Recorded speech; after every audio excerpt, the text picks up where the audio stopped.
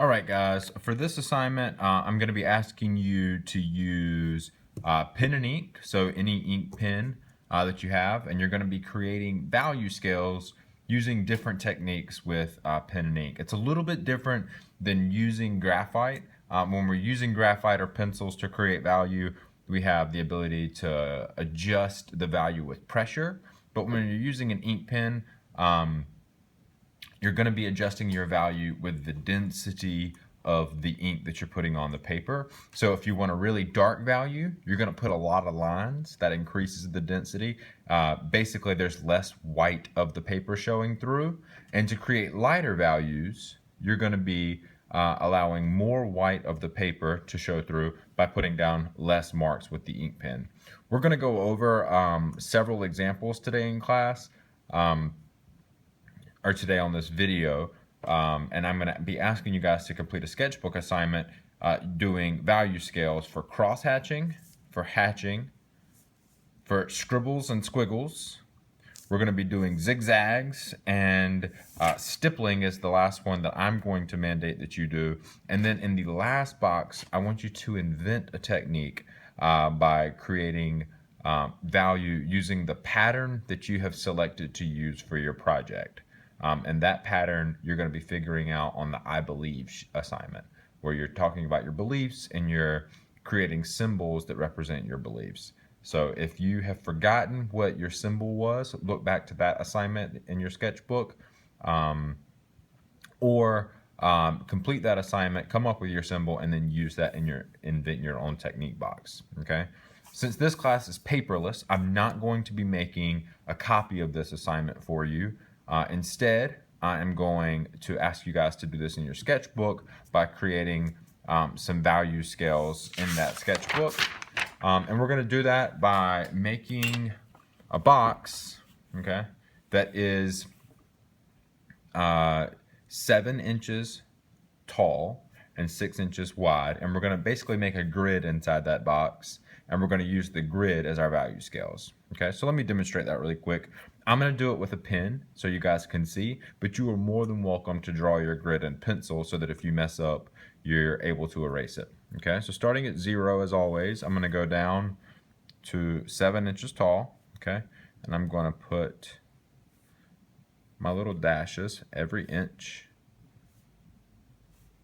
Okay, and then I'm going to go across the paper 7 inches wide. No, excuse me, 6 inches wide, since our value scales for this assignment are only going to be 6 boxes. Okay, over to 6. Go ahead and put my dashes and save myself a little bit of time. Okay. Again, 7 inches tall on this side.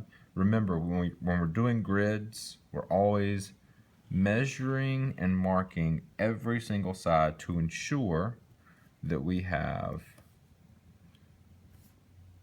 accurate lines in our grids. If we just sort of guess, we could mess up, and we don't want to mess up. And at the bottom, I'm going to connect these last 2 lines, and I did it right because it's right on 6 inches, which is what it's supposed to be. Okay, and 1, 2, 3, 4, 5, 6.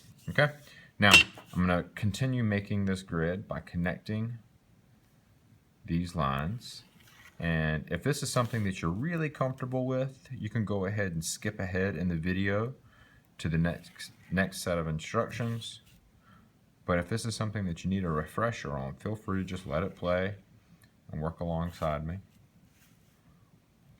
But I'm lining up on that top dot, I'm lining up on that bottom dot, giving my pen enough room to reach those edges and connect those lines. Okay.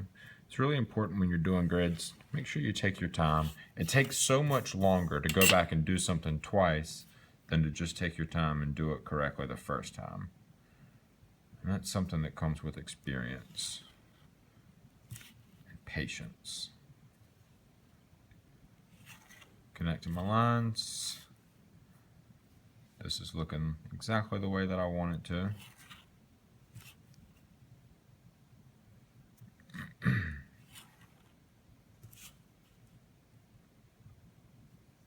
Alright.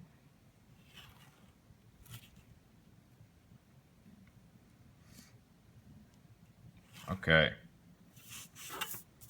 So in our top box, we are going to be doing cross-hatching. So I'm going to label this one cross-hatching by writing it off to the side.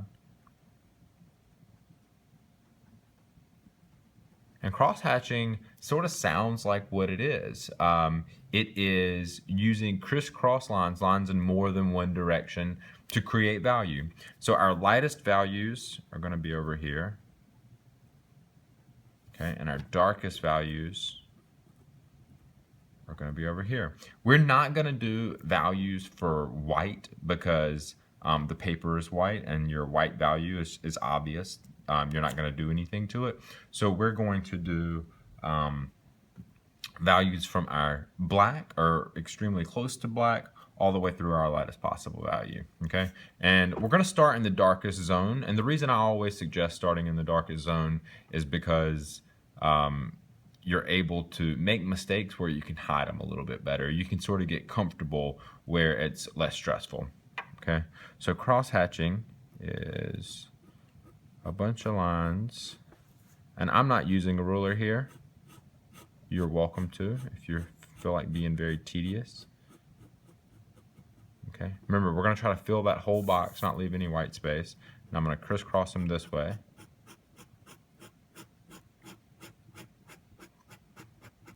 Okay, and if it's not dark enough there, I can go in a different direction. So I'm going to go vertical here.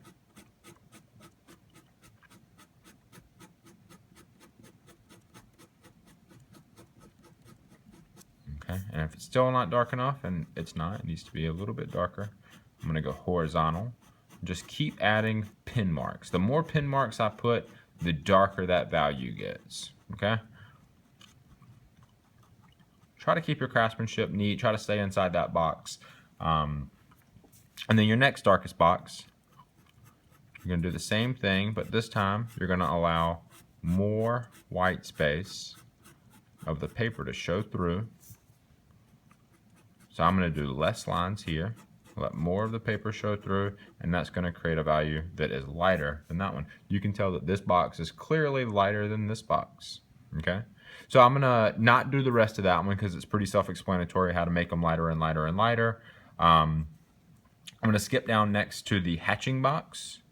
I'm going to label it off to the side, H-A-T-C-H-I-N-G. Okay, and hatching is just like cross-hatching, except you're only going to go in one direction, okay? So to make my dark value, I'm going to put all of my lines going diagonally. You can do them any direction that you choose. Diagonally feels comfortable to me, so that's what I'm going to do. And I'm only going to create value with that one directional mark. So what I have to do, since I can't go in a different direction, is I have to put these lines really close together. Okay. One thing that I am not doing, okay, I'm going to write it over to the side, not doing, okay, is keeping the pen on the paper. Because if I do that, where they overlap, here at the top and here on the side, I'm going to get a darker value. So I am absolutely making sure I leave those lines as singular lines and not connected zigzags. There's going to be a space at the bottom for zigzags.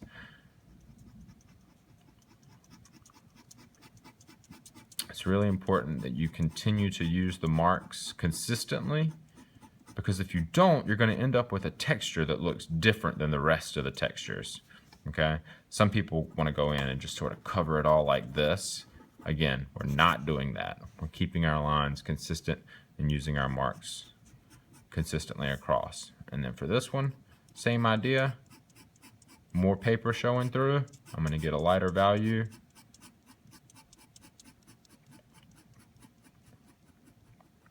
Boom, right? Darker, lighter. Pretty obvious. The next one, we're going to write scribbles / squiggles. Okay, and in this one, we're just going to use random marks. Same principle idea. The more random marks I make, the darker my value. Okay.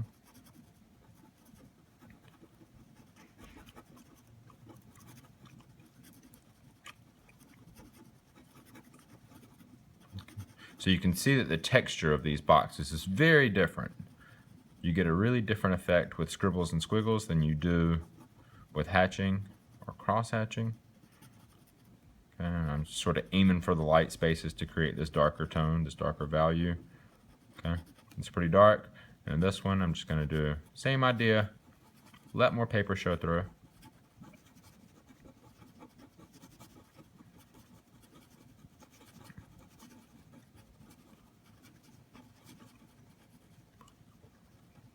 And so on and so forth. All right. The next one, okay, we're going to write zigzags. Okay. And what I'm going to do here is I am going to use a different type of mark. There's a linear element to this. I'm just leaving my pen on the paper the whole time. So it's sort of like hatching in the sense that I'm using straight lines, but those straight lines connect at the top and the bottom, and they create zigzags.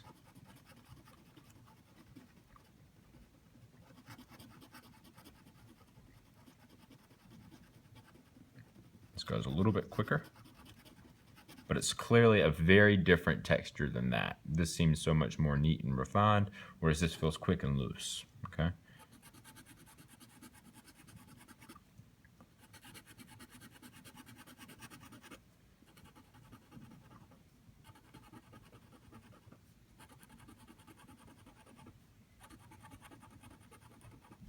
All right, zigzags, done. Okay, now we're going to do the one that takes a little bit more time, a little bit more frustrating for students to do, and that's stippling.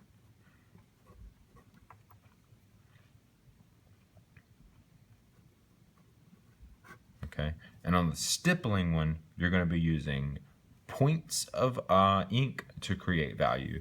And when I say points of ink, I mean dots. Okay, now for the deepest, darkest values, you might find it is helpful to switch to a pen that has a broader tip. I'm going to show you in a corner of this box with this pen. It's the same idea. One thing you'll notice is that I'm not going. You don't have to make noise to do this. You can keep the pen close to the paper where you can be precise with your values.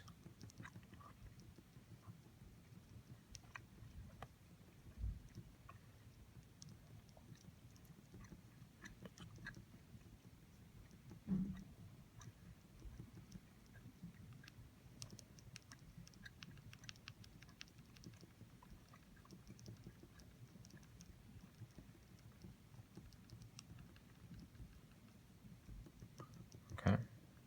You kind of get the idea of what I'm doing there. And then here, I'll just show you what a lighter value is going to look like in this corner.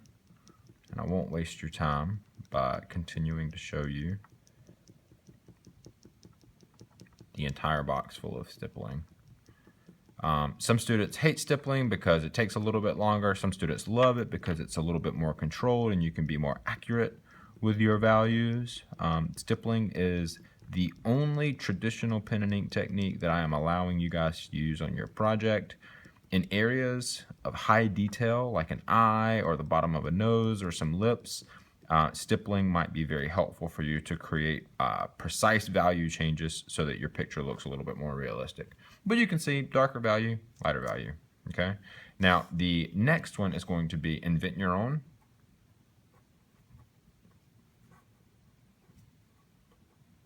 Okay, and for this technique, you're going to be using a symbol that represents one of your beliefs to create value, okay? And for mine, I am going to use the $sign because that's what I did for my example of this project. So I'm just going to start doing $signs. It's nice and easy for me to replicate. It's just S's with lines in them.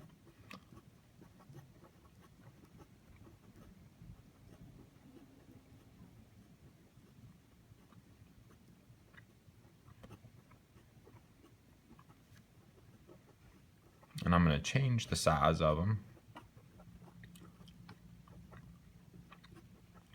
to get into the spaces that I need to get into. And I try to find quicker ways to get the value on the paper while maintaining that same subject. So sometimes I'll just do a bunch of S's and I'll go back and put the lines in them. You're going to figure out what works for you as you go to keep the project moving pretty quick. Okay. But you can see that I've created value with this. I've got a unique texture to this symbol.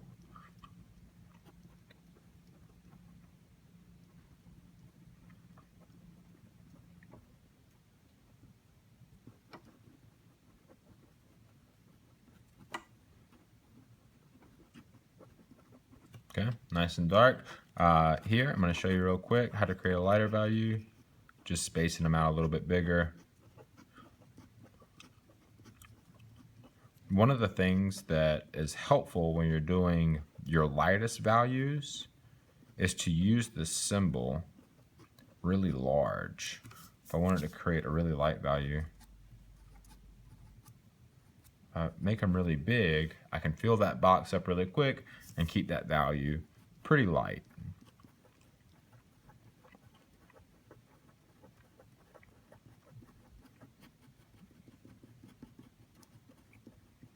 Okay, lighter, darker, just like I'm supposed to. Now we have an extra box here, and you might be wondering what that's for. Pen and ink is not erasable. That's one of the things that makes it challenging for students. So this is going to be for mistakes. If you made a mistake on any of these, or you want to try one again, or something didn't go really well, I want you to use this last box for that purpose. If you didn't make any mistakes and you're happy with the way that your value scales look all the way across, then you are good to go. You have satisfied the requirements and you don't need to fill this in. Some people are going to use it, some people aren't. Again, it's completely up to you. Just like everything, when I would finish this entire value scale and everything's done, take a picture of it, I upload it to Google Classroom, and I'm good to go for this requirement, okay? If you guys have any questions, as always, ask me in class, email me, let me know.